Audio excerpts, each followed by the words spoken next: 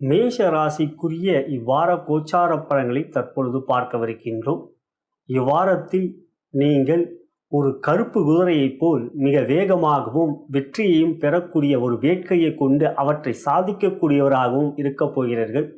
அதே சமயத்தில் இவ்வாரத்தில் உங்களுக்கு வெள்ளி சனி அந்த நாட்கள் உங்களுக்கு சந்திராஷ்டமம்.